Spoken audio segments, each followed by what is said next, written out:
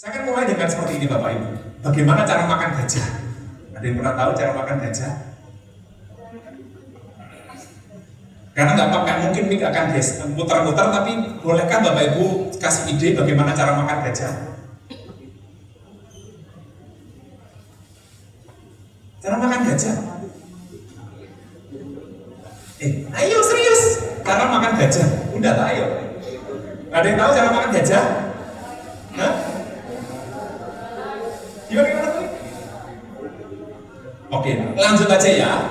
Dipotong kecil-kecil, udah. Jadi saya nggak mau kasih ribet. Jadi gimana cara makan gajah dipotong kecil-kecil? Maksudnya apa? Hari ini tuh kita lagi ngomong tentang bagaimana menjaga kecerdasan emosi. Nah, kalau ngomong tentang itu kan susah banget. Jadi izinkan saya potong kecil-kecil apa yang hari ini kita bisa pelajari. Ada 3 yang mau saya bagikan. Jadi bicara menjaga kecerdasan emosi itu ada 3 hal. God Centered Family, prinsip mendidik anak, sama anak dan anak-anak dan pahlawan. Jadi itu gajahnya hari ini. Dan saya berdoa Bapak Ibu nanti ketika pulang ngerti yang harus dilakukan. At least kalau mau potong gajah tahu caranya. Oke? Jadi kalau mau belajar tentang menjaga kecerdasan emosi, ngerti. Jadi nggak yang konsep yang terlalu tinggi buat Bapak Ibu semuanya. Mari kita mulai dengan yang pertama. Nanti kita katakan Bapak Ibu ada bertanya, monggo. Kalau mau slide-nya, saya berikan ke multimedia. Pertanyaan, saya senang mulai dengan pertanyaan. Menurut Bapak Ibu semuanya, apa sih masalah terbesar yang kita hadapi sebagai orang tua? Semua orang tua dong, harusnya ngerti.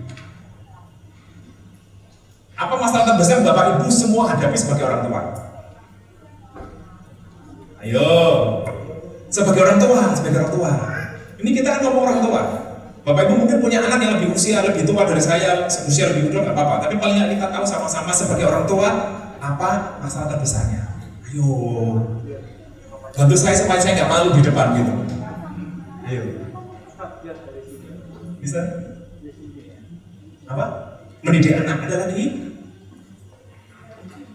Apa? Mengendalikan emosi. Oke, sini sudah. Di sini sekarang. Mendidik anak. Apa sih masalah terbesar kita hadapi sebagai orang tua?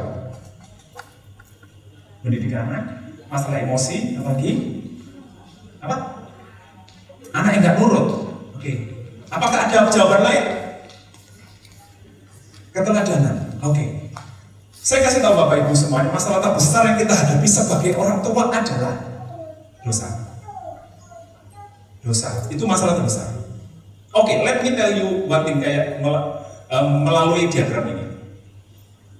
Bapak Ibu semua hari ini menikah orang berdosa. Saya menikah dengan saya orang berdosa, menikah dengan istri saya orang berdosa. Setuju? Bapak dan Ibu hari ini menikah sama-sama orang berdosa. Firman Tuhan katakan kita dipulihkan sehari demi sehari hingga serupa Kristus. Tapi dosa masih ada, kecenderungan dosa masih ada. Suatu ketika bapak-bapak pulang kantor, tas ditaruh, istrinya marah-marah, istri saya marah-marah. Pak Rek, tas di mana ini. Pertanyaannya, apakah saya sengaja mau buat marah istri saya? Enggak. Karena saya capek, saya males, taruh. Itu dosa. Males itu dosa loh. Itu dosa. Istri saya tiba-tiba saya lagi dia duduk-duduk. Udah dia ngomong, "Papa, bantu beres-beres, bantu. Aku sih capek." Marah, apakah istri saya dengan sengaja ngomong, "Aku mau buat suamiku marah dengan menyuruh dia nyapu." Apakah itu? Enggak. Kecenderungan dalam dosa, dia iri. Kok enak kamu duduk-duduk, aku nyapu sepanjang hari. Kok enak kamu datang terus duduk-duduk. Ayo, ikut-ikut. Iri itu juga dosa kan? Oke. Jadi 2 orang berdosa yang menikah menghasilkan apa? Orang berdosa juga. Kalau Bapak ibu-ibu terutama, anak saya soal juga ya. Adakah anak-anak yang suka makan sayur? Atau kebalik. Adakah anak-anak yang tidak suka makan sayur? Kayaknya rata-rata nggak suka makan sayur. Ketika kita kasih makan sayur, ayo makan sayur, nggak mau. Ayo sayur, nggak mau. Apakah dalam hatinya dia ngomong gini, aku mau buat mama marah dengan nggak mau makan sayur? Apakah itu? Enggak. Karena egois, dia nggak mau makan sayur karena dia egois, dia nggak mau. Tahu maksudnya? Anak-anak malam hari Minggu malam jam 20.00 Bapak Ibu baru pulang dari gereja, kalau yang gerejanya sore. Tiba-tiba dia ngomong gini, Mama, Papa, aku lupa, besok mesti bawa prakarya. Jam 20 malam-malam. Emosi Bapak Ibu, responnya apa? Emosi dong. Kenapa nggak dari tadi saat pagi sih, Nak? Kenapa nggak dari hari Sabtu sih, Nak? Pertanyaannya, apakah anak dengan sengaja aku mau buat minggu malamnya mama papa marah-marah dengan kasih tahu aku punya prakarya? Enggak, dia lupa. Itu dosa juga. Mungkin Sabtunya dia malas, besok aja lah. Kemudian dia baru ingat, dan dia ngomong apa-apa. Itu dosa semuanya. Kecenderungan akan dosa Bapak Ibu semuanya. Semua Bapak Ibu bisa ceritakan, saya bisa ceritakan semuanya, dan itu akarnya apa? Dosa. Malas itu dosa. Ibu-ibu datang, bapak-bapak nggak mau bantu-bantu, nggak mau beres-beres, makan seenaknya, piring nggak mau dicuci, malas. Istrinya, kok enak kamu nggak mau cuci piring? Iri, cemburu, dosa juga. Semua ini dosa. So, pertanyaannya, apa yang kita bisa harapkan dari sekumpulan orang berdosa yang menikah ini? Kristus. Jadi, karena kita ini sama-sama orang berdosa. Saya ngomong juga, ini juga orang berdosa kok. Saya juga masih punya kecenderungan untuk melakukan hal yang jahat. Saya juga Bapak Ibu semua hari ini mungkin WL juga mungkin punya kecenderungan berbuat dosa juga. Ngomong juga ada peluang ngomong jorok juga. Tapi kita punya satu ini kabar baik buat semuanya. Kita orang berdosa ini punya satu yang tidak berdosa di tengah-tengah keluarga kita. Pribadi yang menyatukan kita. Namanya Yesus. Itu yang tidak berdosa. Dan itulah yang harusnya menjadi senternya kita. Menjadi pusatnya dari kehidupan kita. Karena cuma Yesus yang tidak berdosa dan Yesus yang menyatukan kita. Sehingga jadi mesti kita ngelihat Bapak Ibu. Jadi kita mesti ngelihat bahwa segala hal dalam hidup kita itu akarnya bukan karena anak kita nakal, atau suami malas, atau istri yang terlalu cerewet, atau apa aja. Tapi karena nama kita ini berdosa. Mazmur 51, izinkan saya bacakan, tapi izinkan saya bacakan buat Bapak Ibu semuanya. Ini Daud yang ngomong. Mazmur 51 ayat 6. Dia ngomong gini, terhadap engkau sajalah aku telah berdosa dan melakukan apa yang kau anggap jahat. Jadi sebenarnya masalahnya kita itu bukan sama pasangan, tapi sama Tuhan. Kita punya masalah sama Tuhan. Dan yang kedua adalah solusinya adalah Tuhan. Udah beres. Jadi saya akan memulai sesi ini dengan sebenarnya kita ini nggak punya masalah sama sekali. Kalau Bapak Ibu tadi ngomong anak gak nurut, emosi, sebenarnya itu masalahnya apa? Karena kita ini masih orang berdosa. Udah. Izinkan saya memukul Bapak Ibu dengan satu fakta yang kita harus sama-sama percaya bahwa kita orang berdosa dan pertolongan kita cuma satu, tok, Yesus. Udah. Implikasinya, mari kita lihat pelan-pelan. Sehingga tugas kita adalah mengarahkan semua hal di keluarga kita kepada Tuhan. Udah. Sehingga anak-anak bisa melihat Tuhan dalam setiap kesempatan dan kondisi. Tuhan menjadi pusat dari kehidupan keluarga kita. Jadi itu. Jadi tugasnya Bapak dan Ibu itu mendidik betul. Tapi lebih dari itu adalah mengarahkan semuanya sama Tuhan. Jangan ke Bapak Ibu, karena Bapak Ibu itu orang berdosa. Oke, izinkan saya cerita. Kalau Bapak Ibu senang dengar podcast atau YouTube tentang parenting, ada satu paham Pak atau quote yang selalu ngomong gini. Kalau kamu nggak punya uang, kalau papa mama nggak punya uang, jangan sampai anak-anak tahu. Ada pernah dengar kata-kata ini? Kalau sampai kamu bapak ibu nggak punya uang, jangan sampai anak-anak tahu. Karena apa? Itu memberikan dampak buruk buat anak-anak. Kalau saya, anak-anak mesti tahu. Suatu ketika izinkan ini kisah nyata. During pandemic tahun 2020 semuanya, kami mengalami, saya masih punya cicilan mobil.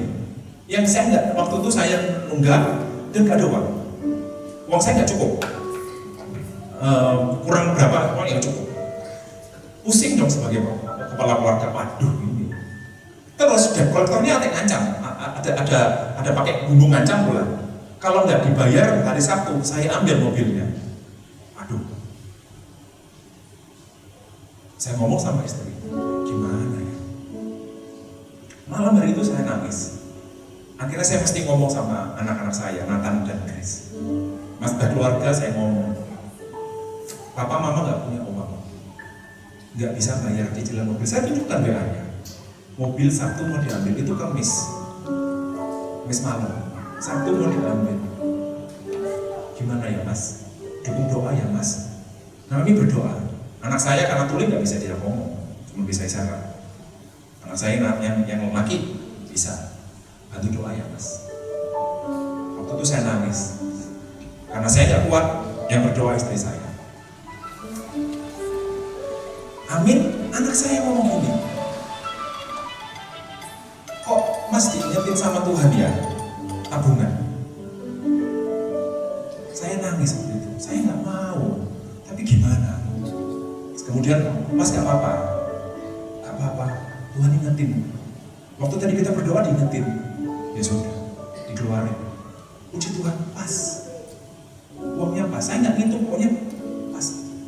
Dan ada beberapa kali saya nggak punya uang ngomong sama anak saya. Saya nangis kalau waktu ngomong. Ketika dia kasih uang saya nangis. Sekarang pun saya udah berambang. Buat saya anak mesti tahu kalau papa mamanya nggak punya uang. Supaya dia belajar. Oh kalau nggak punya uang, minta sama Tuhan, nanti dikasih. Ada paham lagi. Kalau marah jangan di depan anak-anak. Nanti anak-anak punya pamai buruk sama anak. Memang betul, koma. Libatkan anak-anak. Suatu ketika kita pernah nggak tengkar hebat sih, cuman ngomong. Saya kira ngomong sama anak saya, mas, papa sama mama lagi beda pendapat, doain ya. Bapak pun juga pasti pernah dong beda pendapat, doain ya. Iya. Dan banyak hal kami nggak tahu mesti ngapain, kita ajak doa. Termasuk sekolah. Anak saya hari ini tahun ini mesti SMP. Antara SMP 1 Surabaya atau SMP 3. Karena anak saya punya Japres. SMP 3 bagus untuk Japres, SMP 1 bagus untuk sekolah karena dia secara nilai tinggi. Dia ngomong, mas papa nggak tahu. Ayo doa yuk supaya Tuhan kasih tahu sama mas, kasih tahu sama papa. Nah bagian kita adalah itu Bapak Ibu, supaya anak-anak kita tuh melihat dari Bapak Ibu. Kalau nggak punya uang, minta sama Tuhan. Kalau sakit, minta sama Tuhan. Jadi dia ngerti. Yang diajari sekolah minggu, di rumah dia ngerti. Oke, jadi itu ya berdoa itu ya. Kalau kita mau pergi, berdoa. Supaya apa? Supaya diberkati. Belum ada apa-apa di jalan, ya paling nggak Tuhan tetap menjagai. Jadi tugas kita itu Bapak Ibu, ya sepakati sama-sama Ibu. Tugasnya Bapak Ibu itu apa? Mengarahkan semua hal yang Bapak Ibu bisa ingat sama Tuhan. Kalau Bapak Ibu bisnisnya lagi bagus, bilang Tuhan yang tolong kita nak. Kalau Bapak Ibu bisnisnya lagi turun, bilang nanti kita doa sama Tuhan, minta bisnisnya Papa bagus lagi. Belum nggak dikasih, ya kasih tahu juga. Mungkin belum berkahnya nak. Suatu ketika saya sama istri punya kesempatan undian mobil di Grand City. Mobilnya BRV. Anak saya udah pede dong, bangga dong, punya iman. Nanti kita bakal punya mobil. Saya punya R3. Gimana R3-nya? Jual aja Pak. Bagusan BRV. Oke. Hari dimana pengumuman hadiah itu saya ngedek dong. Wong anak saya udah berdoa, dia udah tahu kalau minta sama Tuhan nanti dikasih. Buat saya ngedek dong. Tuhan kalau dia nggak dapat yang dia minta, bahaya. Gimana? Itu Sabtu jam 7, Sabtu jam 6 itu saya ngedek. Mesti ngapain? Mesti ngomong apa Tuhan? Dia nggak dapat. Kan kalau buat kita orang dewasa, ya namanya belum beruntung. Tapi buat anak kecil yang sudah tahu konsep berdoa dan Tuhan akan kasih. Dan kemudian ketika saya sengaja putar-putar aja dia keliling. Jam 7 lebih seperempat, Mas anak saya tetap main-main aja. Terus kemudian dia ngomong gini, Mas, kayaknya kita nggak dapet deh. Anak saya ngomong gini, nggak apa-apa. Tadi Tuhan udah ngomong, kayaknya nggak dapet. Nah, Bagian kita adalah bagaimana supaya dia itu langsung ngomong sama Tuhan. Ada satu yang saya ingat sampai hari ini adalah Tuhan tidak punya cucu. Tuhan hanya punya anak. Jadi cara Bapak Ibu berdoa sama Tuhan harusnya sama juga dengan cara anak berdoa sama Tuhan. Karena Tuhan nggak punya cucu. Tuhan hanya punya Bapak. Mentang-mentang kita panggil Tuhan Bapak, anak kita panggil Tuhan Opa. Ya enggak, tetap sama, Bapak juga. Kita harus ngajari dia cara berdoa, Bapa kami yang ada di surga, dikuduskanlah namamu. Sama seperti kita berdoa. Oke? Sepakati sama-sama yuk. Tugas kita adalah mengarahkan semuanya sama Tuhan. Bapak Ibu lagi bagus bisnisnya, arahkan sama Tuhan. Bapak boleh sakit, arahkan sama Tuhan. Ada keluarga yang lagi sekarat, yang saya amit-amit, arahkan sama Tuhan. Kasih tahu sama dia. Oke? Sehingga kita bisa melihat Tuhan dalam setiap kondisi dan setiap kesempatan. Udah. Oke? Lanjut. Bagian kita adalah ini, merayu, mendidik, menggendong, mendorong, memanggil, melatih anak-anak kita dengan rela supaya mereka hidup sebagai murid Kristus sepanjang umurnya. Yes, Bapak Ibu mesti ngerayu itu. Ayo nak ke gereja, ayo sekolah minggu, ayo baca Alkitab, itu mesti dirayu. Itu bagian Bapak Ibu. Karena semuanya mesti ke sono. Ada kalanya saya malas doa malam, mimpi doa pesta keluarga itu malas ya, capek dan sebagainya. Ya itu perjuangan. Akhirnya ya sudahlah. Ayo balik, ayo. Tugas kita adalah itu, merayu, mendidik, buat pakai semua Bapak Ibu bisa lihat. Ayo nak berdoa nak, ayo nak dibaca Alkitabnya nak, ayo nak persekutuan bareng-bareng nak, ayo, merayu. Pakai semua yang Bapak bisa lakukan. Pakai suara tinggi, suara rendah, suara ayolah, ayo nanti papa bikin es krim lah, ayo gak apa-apa, pakai semuanya supaya mereka kenal Tuhan. Pakai. Asal jangan akhirnya jangan ke Bapak Ibu, tapi langsung ke Bapak kita di surga. Amin. Oke, sesi 1 selesai. Kalau ada yang mau ditanyakan, monggo Bapak Ibu. Ya kan? Masih kita jawab atau terakhir aja? Kalau mau ada tanya jawab, oke. Saya maju nanti kalau mau bertanya, silakan. Saya maju lagi. Ini bagian kedua. Ini potongan gajah yang kedua. Oke. Prinsip mendidik anak. Oke.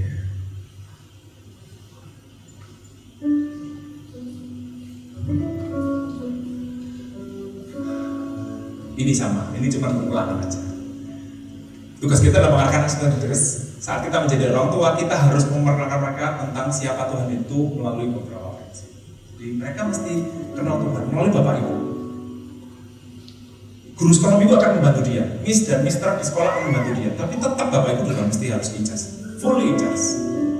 Dengan cara yang pertama konsisten. Mesti konsisten. Allah adalah Allah yang konsisten, saya bacain. Dia tidak pernah berubah, tetap sama kemarin, hari ini dan sampai selama-lamanya. Dia mengikuti apa yang Ia katakan di firman-Nya. Itu betul, Allah konsisten.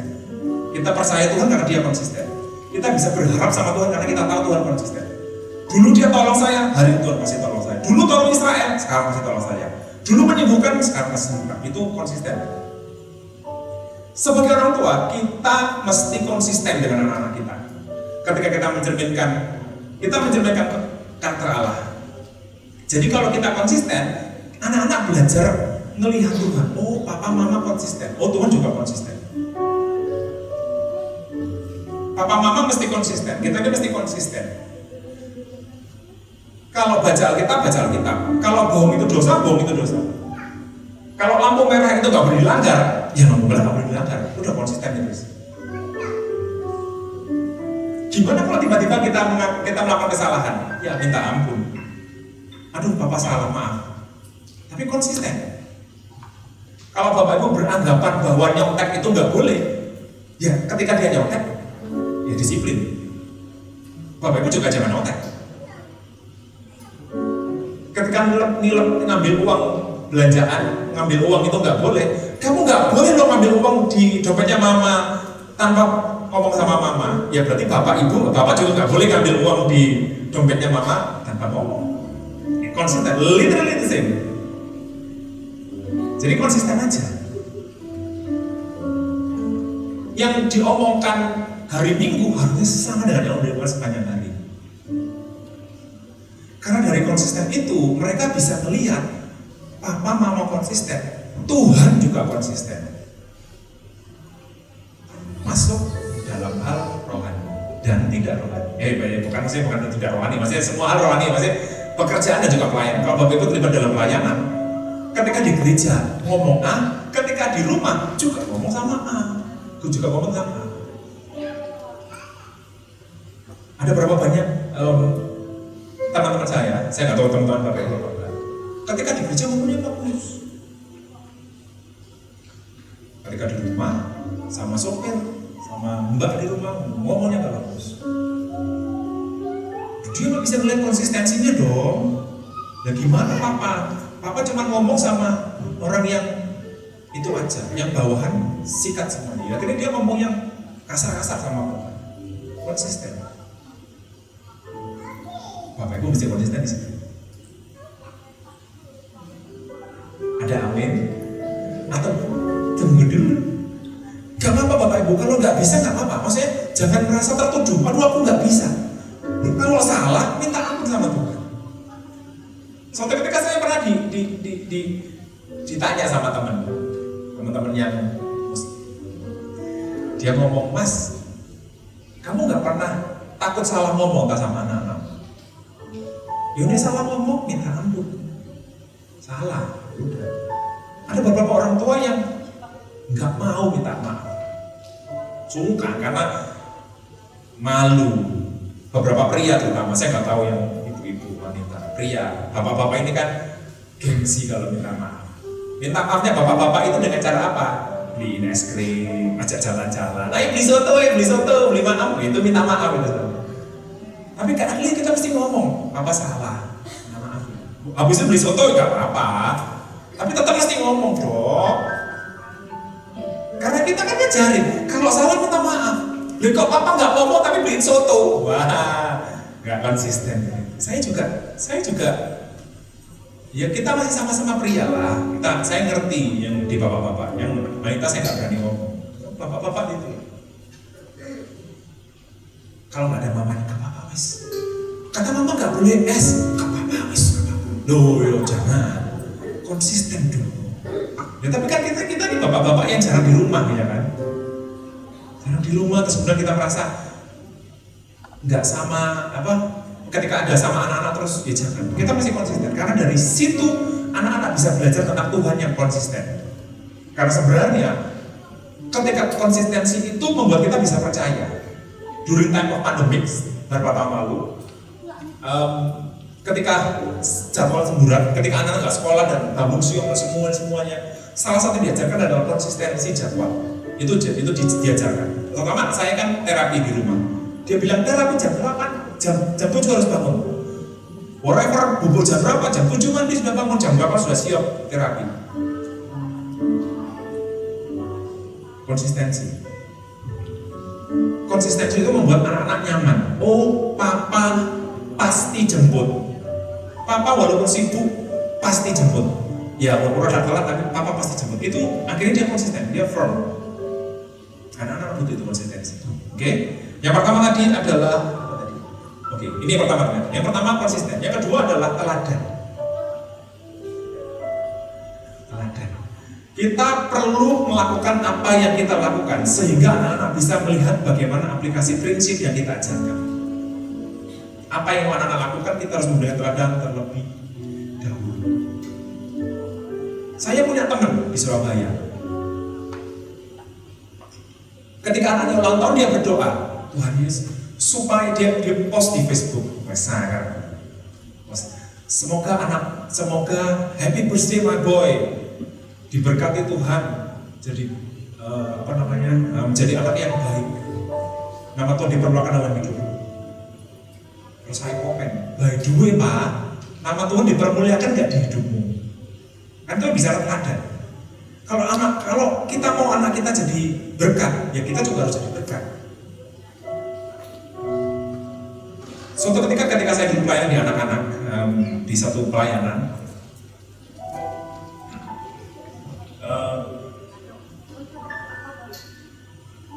ngomong gimana ya? Ada orang-orang tua yang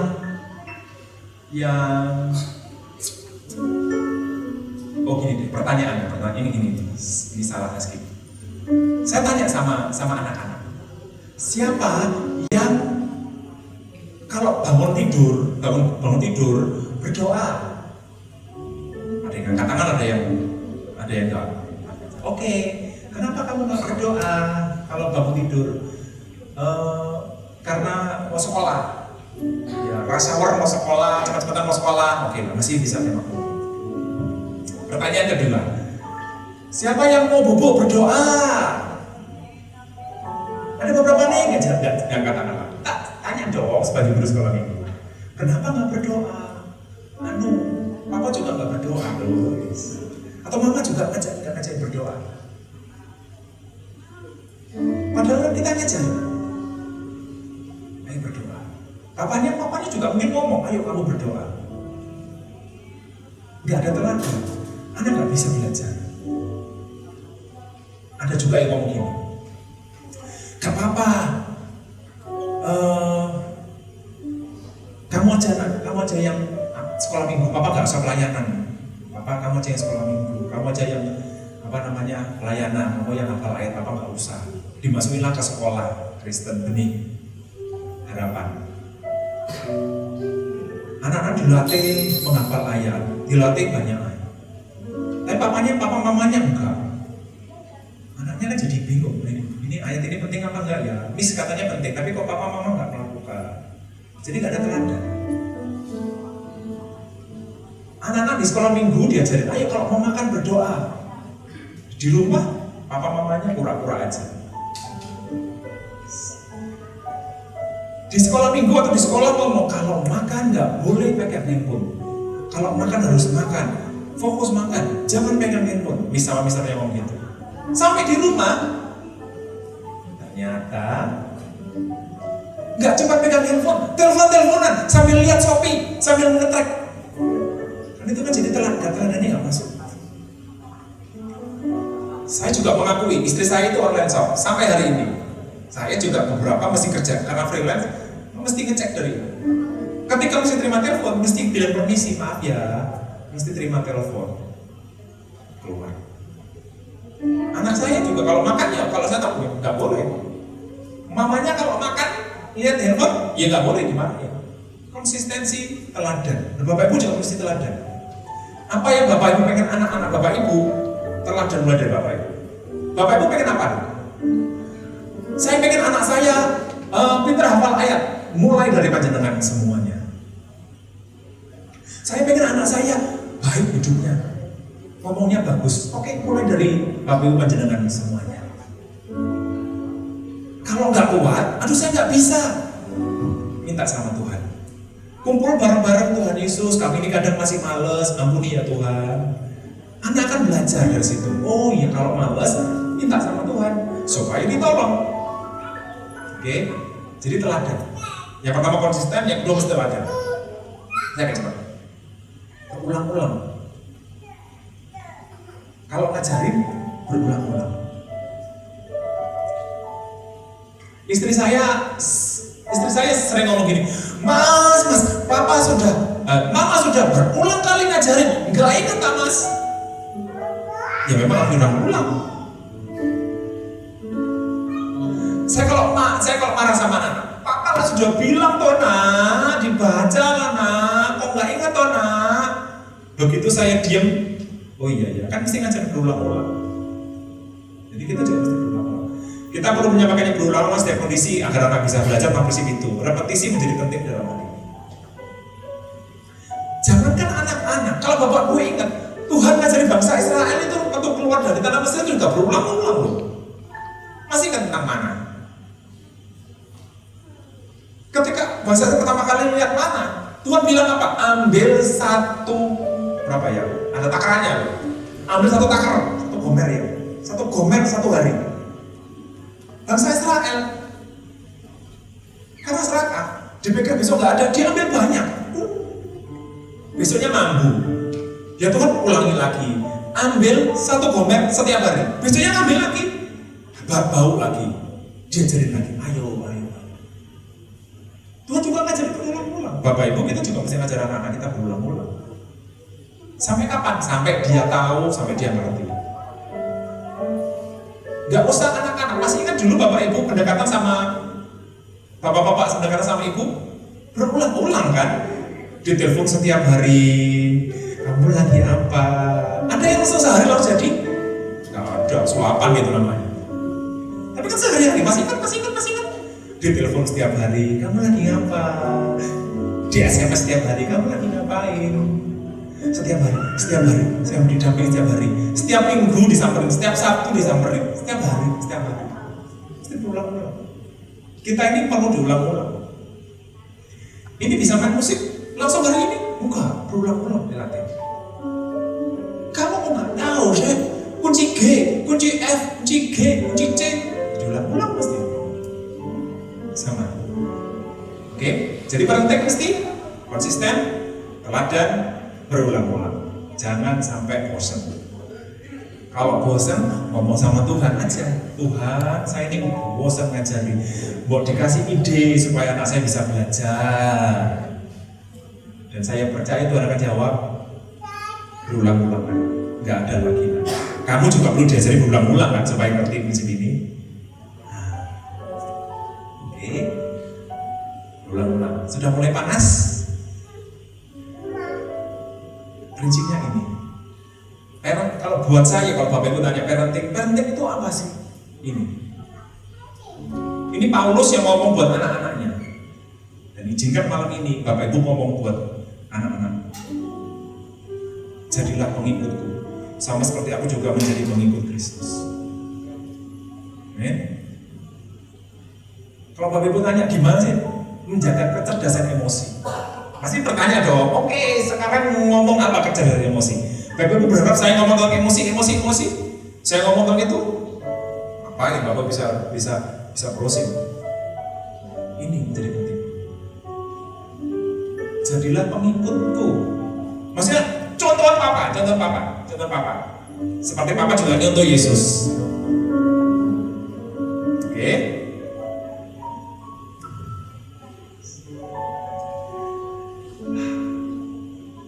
Boleh kita break sebentar? Yang Bapak dan Ibu silakan bergandengan tangan dong.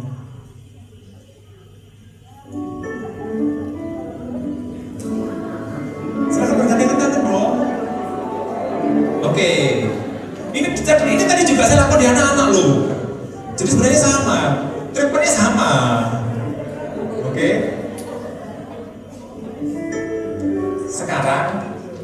Sekarang coba yang pria-pria. Ngomong apa sih bingung? Papa ngomong gini. Tolong aku jadi bapak yang baik ya. Bapak ya ngomong gitu. Tolong saya jadi bapak yang baik ya. Nah, oke. Bapak jangan ngomong kan? Oke. Sekarang ibu-ibu 1 menit berdoa buat bapaknya dong. Berdoa 1 menit aja berdoa buat bapaknya. Kan bapak ibu kan sama pasangan, gandengan tangan berdoa buat seminar parenting gini. Berdoa buat suaminya, kasih ngomong di telinganya dong, jangan ngomong sendiri. Ya kan? Kalau sudah, sekarang yang pria-pria, saya tahu pria-pria ini agak jaim. Bilang ngomong gini sama kalau yang pria, I love you. Gak lucu ya? Oke, yuk kita sekarang berdoa. Yang pria berdoa buat istrinya. Doakan supaya istrinya kuat dan sehat. Jadi mama yang baik. Ayo. Supaya kamu jadi istri yang kuat, sehat, sabar, tahan terhadap saya. Modernize, gitu. Seminar parenting kan gitu. Serunya adalah kita bisa. Oke. Jadi Bapak Ibu, bagaimana kita bisa jadi orang tua yang baik? pertanyaan itu. Kalau Bapak Ibu datang sama saya, so gimana saya bisa jadi orang tua yang baik? Start with follower of Christ. Jadi pengikut Kristus. Udah. Gimana saya supaya bisa jadi papa yang baik? Jadi pengikut Kristus. Gimana supaya mama jadi mama yang baik? Jadi pengikut Kristus. Gak ada lain. Kalau Bapak Ibu berharap saya kayak orang-orang itu ngomong ini gak ada, simpel aja. Itu udah. Itu udah rahasia yang paling top. Ketika Bapak jadi pengikut Kristus, anak-anak akan melihat, oh gitu toh. Kalau doa makan kayak gitu. Kalau ada orang sakit doanya kayak gitu. Kalau lagi nggak ngerti mau ngapain doanya kayak gitu. Kalau beriman itu kayak gitu. Kalau Miss di sekolah ngomong ayo beriman, oh kayak gitu. Ayo kamu nggak boleh khawatir, oh kayak gitu. Ayo kamu harus menghormati orang tua, oh kayak gitu. Jadi lihat di mama papanya. Oke? Next, ya lanjut yuk. Ada pertanyaan? Silakan. Tapi kalau nggak ada, saya lanjut. Anak panah dan pahlawan. Ini menjadi gajah terakhir yang kita makan pada malam hari ini. Bapak Ibu sudah tahu ayat itu. Semua adalah seperti anak panah di tangan pahlawan. Demikianlah anak-anak pada masa mudanya. Betul, Bapak Ibu bisa belajar. Sahabat. Bapak Ibu, saya ingin memulai dengan kata-kata ini. Setiap anak itu punya misi. Sama seperti anak panah, itu nggak pernah ngawur. Jadi zaman dulu anak panah itu, zaman dulu pemanah itu kayak sniper kalau sekarang. Sekali nembak, dos pasti mati. Untuk itu, yang bikin panah nggak pernah ngawur. Jadi kalau dia bikin panah, anak panah itu dia nggak pernah ngawur. Dia bener-bener mikirin. Dikasih racun, ditajemin, karena dia mikir nanti ini bakal bunuh orang. Sama seperti anak-anak kita. Mereka tuh punya maksud. Nggak tahu Bapak Ibu ada yang putra putrinya atau punya teman dengan anak ABK. Tahu ketika kami keluarga tahu kami punya anak ABK, nangis lah kami. Kami ini pelayanan dari sejak muda saya pelayanan. Kok Tuhan jahat masih anak ini? Maksudmu apa Tuhan? Nangis. Lucunya itu saya ngomong sama istri saya, gak boleh nangis ya. Saya nangis. Terus istri saya ngomong, Papa juga gak boleh nangis. Udah BPM. Di mobil kita nangis. Dan beberapa bulan itu saya mesti ngapain? Dulu saya, kalau Bapak Ibu ada yang bisnis oli, saya dulu bisnis oli. Saya dulu parkom di satu merek oli. Di sini ada nggak pom bensinnya ya? Di Surabaya ada banyak pom bensinnya. Jadi di Surabaya, jadi mereknya oli kuning. Di Surabaya ada pom bensin banyak kuning gitu. Saya pegang oli di sini. Saya markup untuk brand oli itu untuk Indonesia, untuk Bali Nusra. Di tahun itu 2015 saya sempat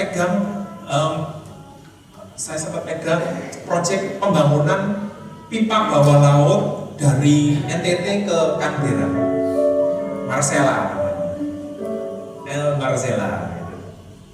Saya dapat itu, lumayan.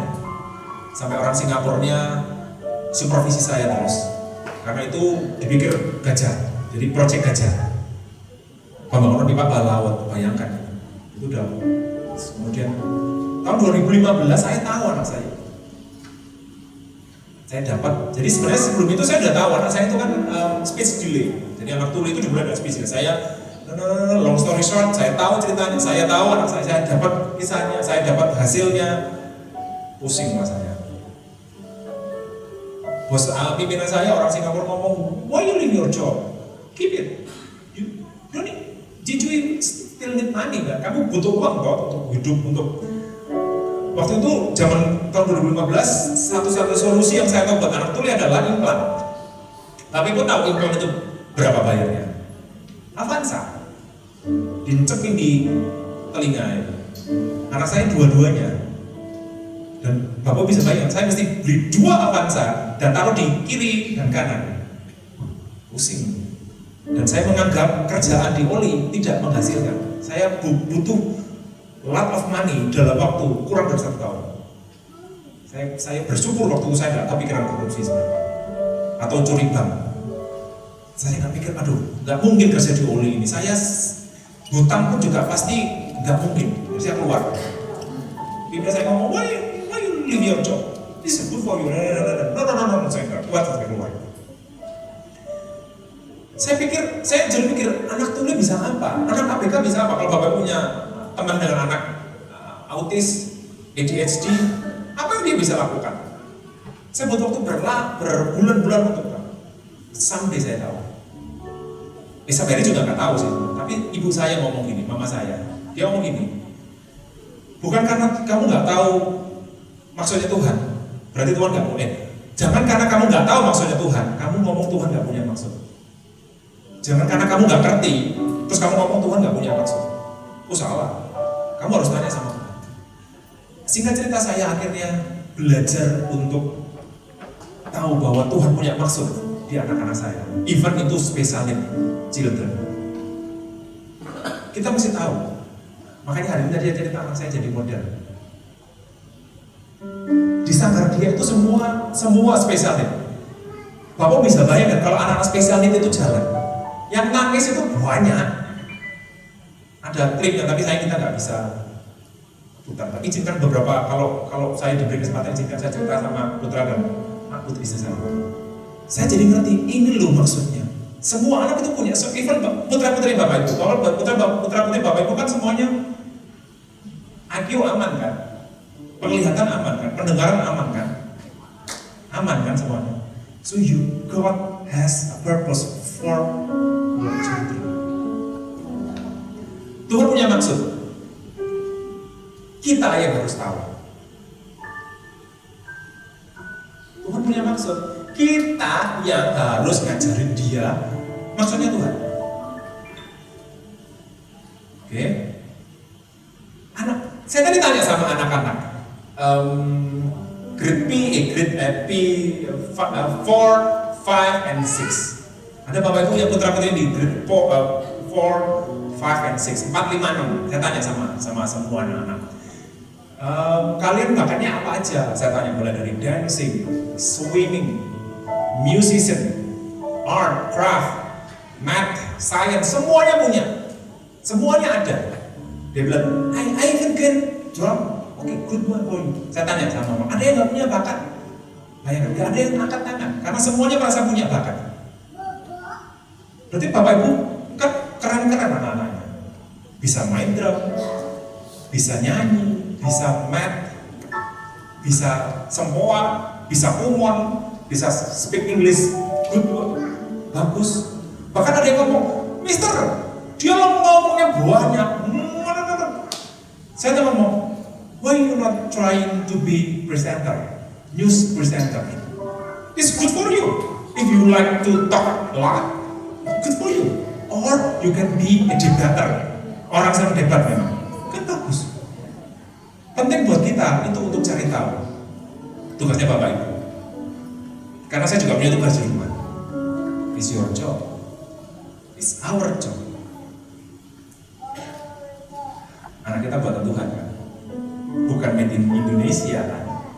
Even though Bapak Ibu dulu bikinnya di China atau di Singapura, bukan made in Singapura kan. Even though Bapak Ibu dulu bikinnya di mana? Di China, di Australia, di Holy Land, they're not made itu kan. They're still made in heaven.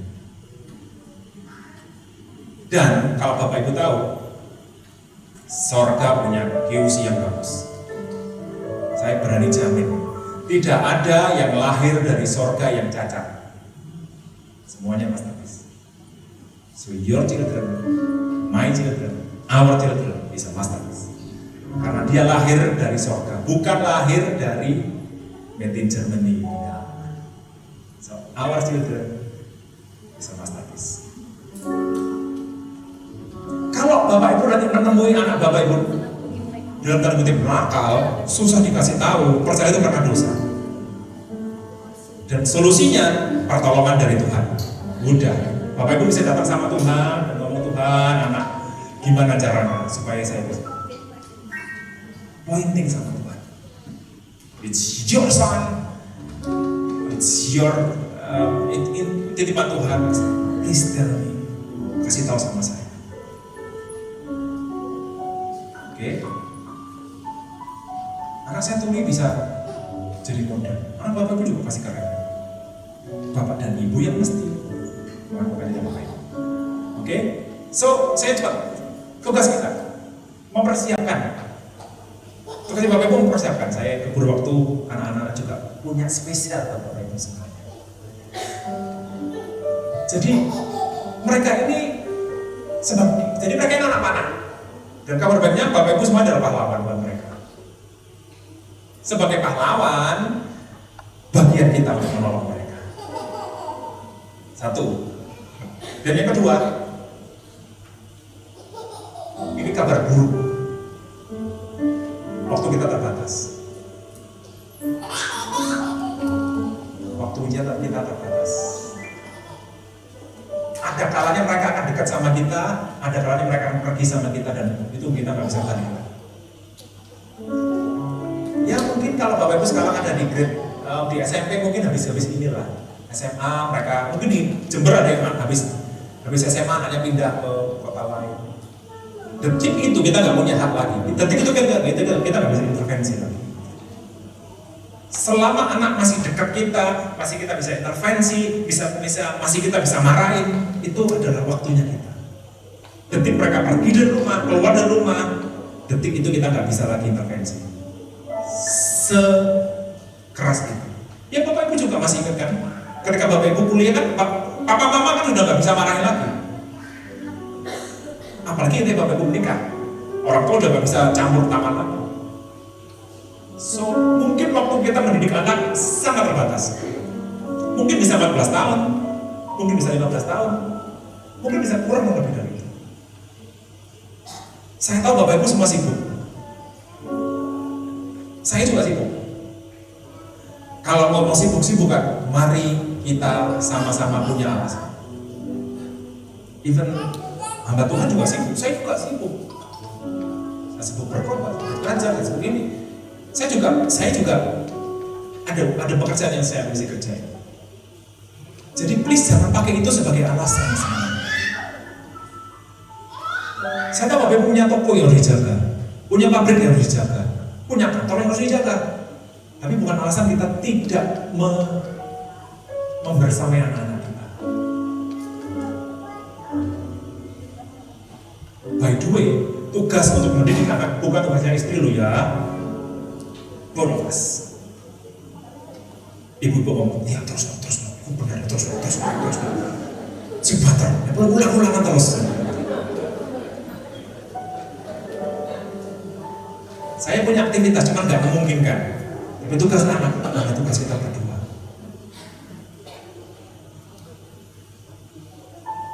Karena untuk dirinya berdua.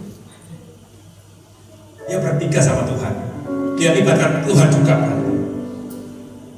Ada teman saya, Kak Levi, anak belum punya, jadi berdoa. Aku selalu berdoa minta anak, Kak. Even tuh habis berhubungan, saya juga berdoa. Oh iya wes, berarti kamu nanti punya anak, 3 yang harus bertanggung jawab. Kowe, bojomu, Tuhan Yesus. Sama anak Bapak juga gitu. Jadi, ayo.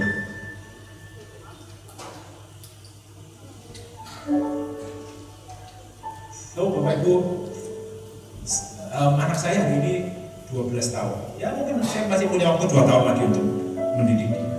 Atau mungkin 3 tahun lagi. Begitu di SMA sudah punya teman banyak, saya sudah nggak bisa terlalu banyak intens kasih tahu. Bapak Ibu kalau sekarang masih punya anak di kelas 1, 2, 3, kuat pakai itu. Rayu, dorong, ajakin, rayu semua yang Bapak bisa lakukan supaya mereka bisa mengenal Tuhan.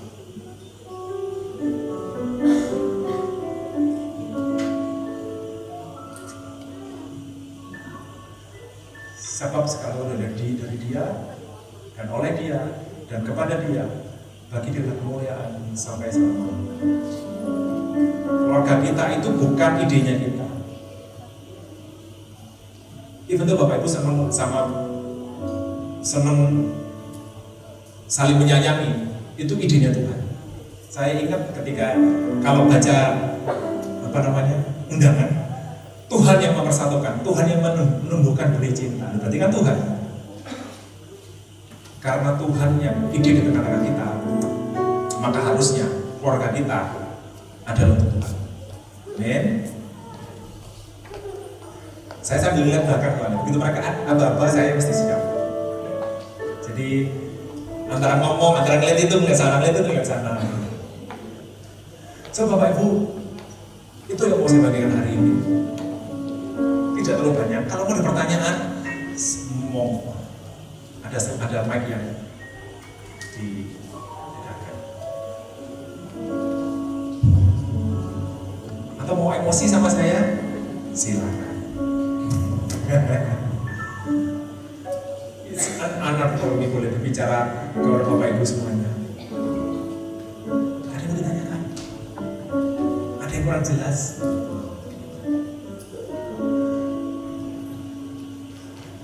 Pak, mohon bertanya. Silakan. Iya. Sebagai orang tua yang baik, begini, saya akan mulaikan atau mundur sekalian ya, itu di situ. Iya. Untuk mengawali ya pertanyaan, di zaman era modern seperti ini Pak, dalam kita menghadapi globalisasi, bagaimana sih cara kita mendidik anak yang baik? Mengarahkan mereka itu seperti apa? Terkadang kita mengawasi mereka pun kadang lost control juga, ya kan? Kadang kita memberikan, ayo kalau makan jangan main handphone, ayo kalau mau ini jangan main handphone dulu, dimakan dulu nasinya, kalau habis baru main. Terkadang mereka nggak bisa, oh enggak makan, akhirnya kita mau nggak mau kita harus memberikan seperti itu. Bagaimana Pak untuk menyikapi hal seperti itu? Bapak Ibu, satu yang harus kita tahu bahwa Bapak Ibu mungkin begini ya, aku tuh bisa ngajarin anakku baca, menulis, menggambar, makan, semuanya. Tapi sebenarnya kita itu tidak punya hak apa-apa atas anak kita. Kita sebenarnya tidak punya kuasa untuk mengubahkan hati mereka. Tidak punya apa-apa. Sehingga biasanya dipakai adalah kalau anak kita nggak nurut, yang kita mempergunakan kekerasan. Suara ditinggiin, mata dibikin melotot, dikasih hukuman. Sana, ada tembok. Tapi mari kita, anak-anak nggak ada. Mari kita jujur. Apakah itu berhasil? Anak-anak lagi lihat handphone. Kita tahu, tunjuk, nggak boleh. Hadap tembok, marah, suara ditinggiin. Pertanyaannya, apakah itu berhasil? Enggak juga. Jadi ayo sama-sama meyakini bahwa sebenarnya kita tuh nggak punya kuasa atas anak. Ketika anak-anak di belakang saya, apakah dia akan berdoa? Nggak tahu juga. Apakah akan lihat handphone? Apakah mau memotong? Nggak tahu juga. Apalagi sekarang di TikTok. Di TikTok ada banyak konten-konten yang bisa dilihat dengan gampang. Apakah ada jaminan kita bisa memastikan dia nggak melihat? Tidak ada jaminan Bapak Ibu. Mohon maaf, tidak ada jaminan. Kalau pertanyaannya bagaimana caranya supaya anak-anak kita bisa itu? Ayo kita berdoa sama Tuhan. Karena sebenarnya Tuhan yang menjaga hidup. Karena kita juga punya hak untuk sama. Jadi saya bisa ngajarin cara-caranya. Harus ini, harus itu, harus ini, kasih pagar, kasih perimeter, kasih pakai YouTube Kids, pakai apa. Tapi anak-anak semakin pintar. Jam 9 WiFi dimatiin terus. Dia bisa pakai WiFi yang lain. Ada banyak cara yang bisa dipakai anak-anak kita. Nggak boleh lihat, nggak boleh main Valorant, nggak boleh main Roblox. Di rumah nggak boleh, di sekolah. Pakai laptopnya, pakai PC-nya sekolah. Bisa-bisa aja, di rumah teman. Yang kita nggak bisa lihat, karena sebenarnya kita tidak punya kuasa. Yang Bapak Ibu pikir Bapak Ibu berkuasa di rumah, Bapak-bapak, kita nggak kuasa apa-apa kok. Gitu ya kamu ya? Papa nggak ada, kamu gitu ya? Apakah anak lupa? Enggak, percaya sama saya. Kan sebenarnya kita nggak punya kuasa apa-apa. Ini loh. Angkat ini dulu.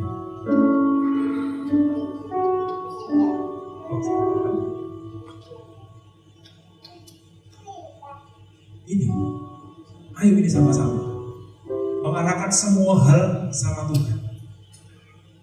Kalau kamu di luar lihat TikTok, percaya Tuhan pasti ngeliat.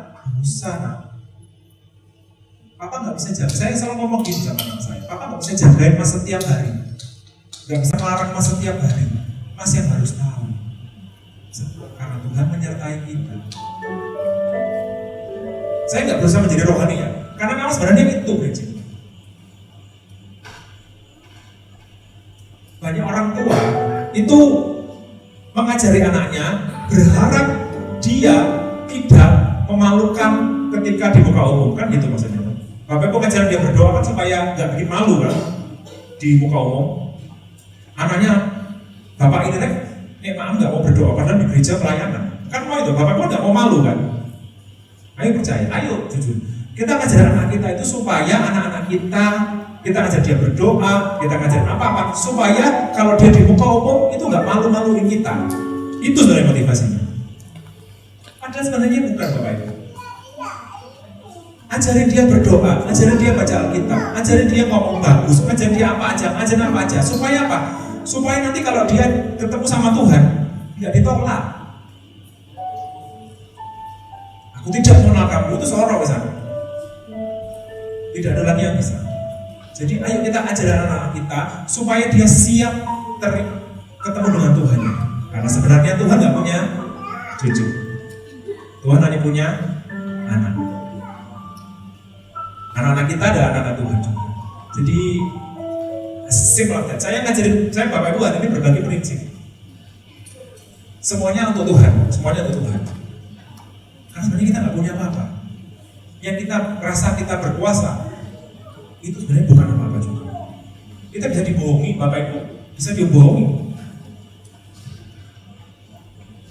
Di luar manis, ketemu di depan Bapak Ibu manis, di belakang ngomongnya.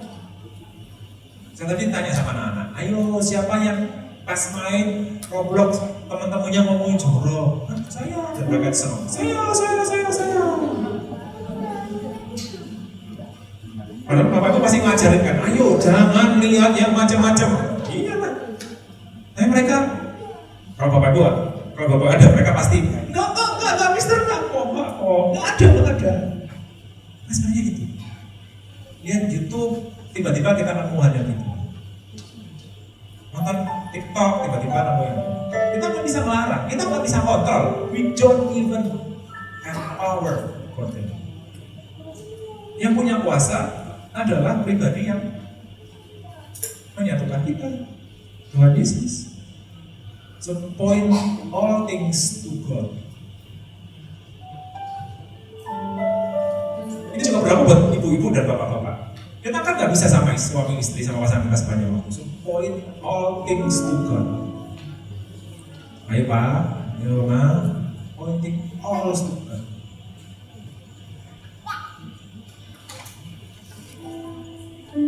Begitu. Sederhana sekali. Tekniknya mungkin bisa macam-macam. Tapi prinsipnya kasih tahu mereka bahwa Tuhan melihat mereka. Kasih tahu mereka bahwa Tuhan yang cintai TikTok nggak suka kalau mereka mau melihat yang jelek-jelek. Tuhan yang cintai wifi nggak suka kalau mereka bohong dan melihat yang nggak bagus, jelek-jelek.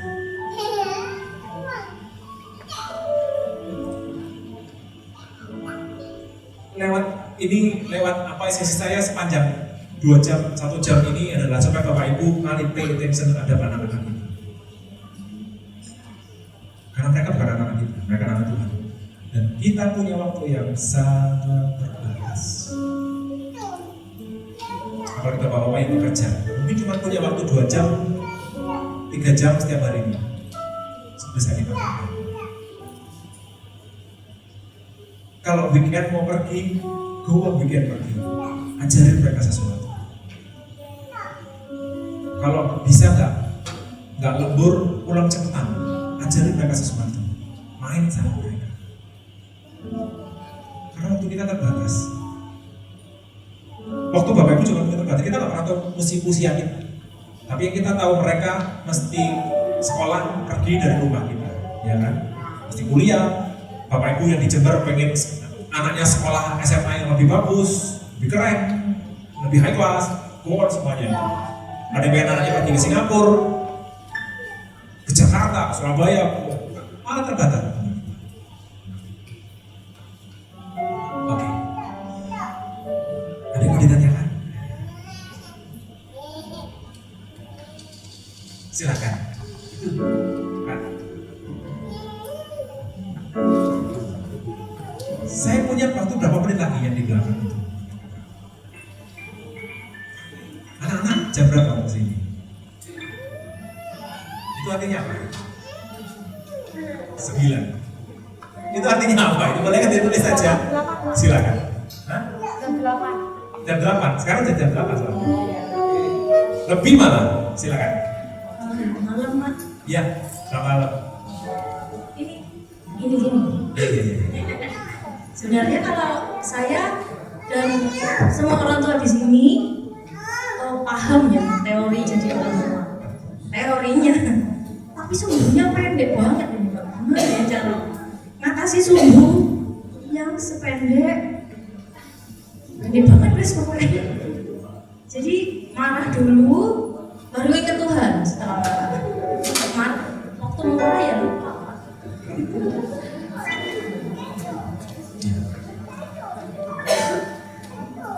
Ya, gak apa-apa. Sebagai manusia kan memang kita tempatnya salah dan lupa.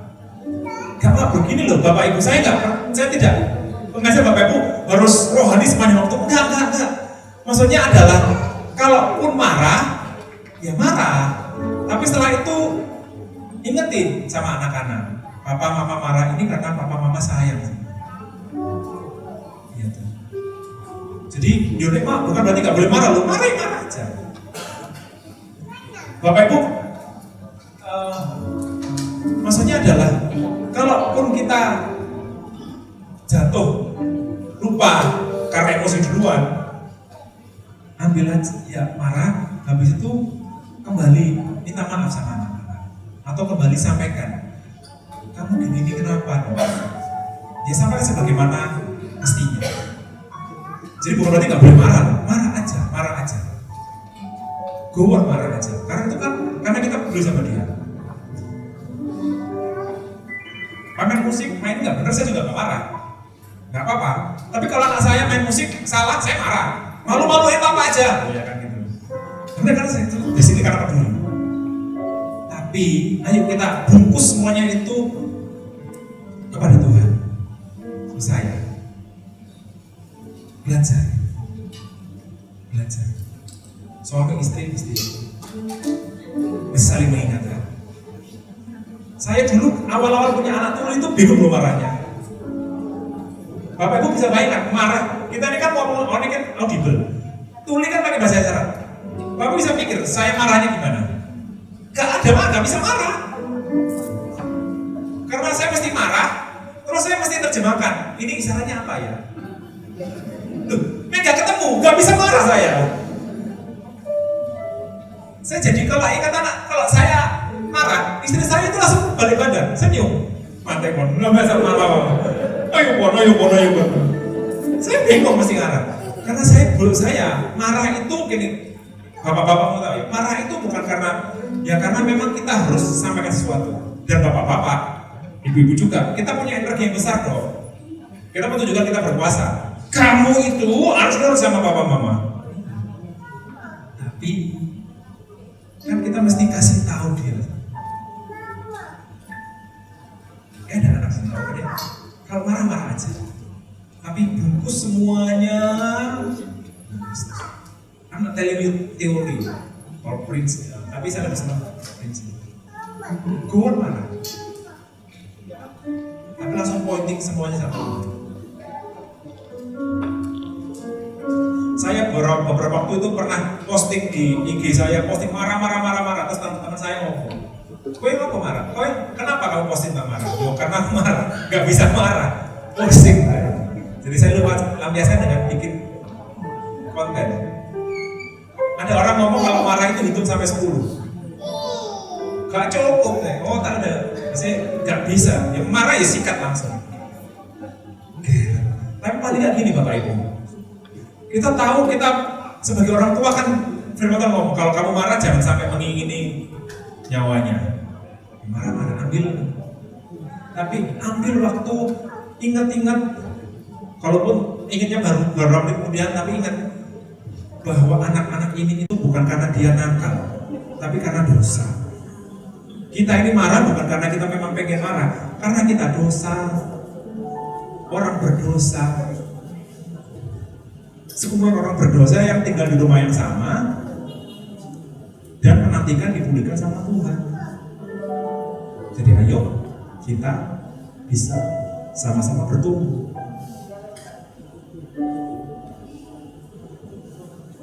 Saya senang ngobrol bisa dengan Bapak Ibu. Kalau Bapak Ibu mau ngobrol, keluar silakan. Di bagian terakhir dari slide ini ada WhatsApp saya, Instagram.